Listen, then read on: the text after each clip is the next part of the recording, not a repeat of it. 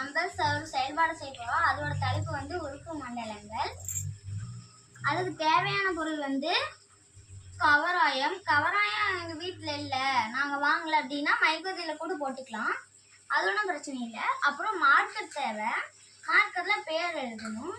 அப்புறம் ஒரு 2 கப் எடுத்துக்கணும். அதில் ஒருல அந்த கவராயம் பார்த்தீங்களா ஓட்டை போட்டுக்கிட்டு, மைக்கோதில் கேட்டு நீங்கள் ஓட்டை போட்டுக்கிட்டு கார்பன் டை ஆக்சைடு ஆக்சிஜன் எழுதி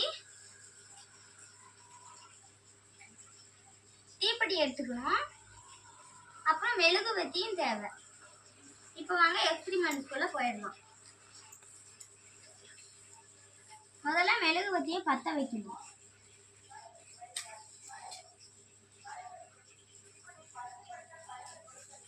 அப்புறம் ஆக்சிஜன் வெளியே வர மாதிரியும் கார்பன் டை ஆக்சைடு உள்ள வர மாதிரியும் நீ எடுத்துக்கணும்.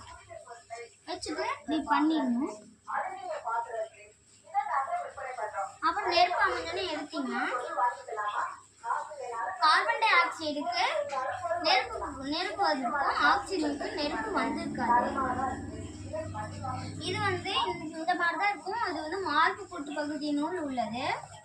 ஒரு நாளைக்கு நம்ம வந்து 20,000க்கும் மேற்பட்ட இது மாதிரி நம்ம சுவாசிக்கிறோம். சுவாசிச்சா இந்த மாதிரி தான் நுரையீரல் இருக்கு. இந்த மாதிரி நுரையீரல் இருக்கும்.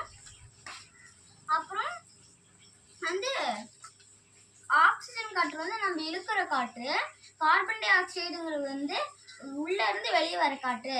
நன்றி, வணக்கம். நீங்களும் இந்த எக்ஸ்பெரிமெண்ட்டை பண்ணி பாருங்க.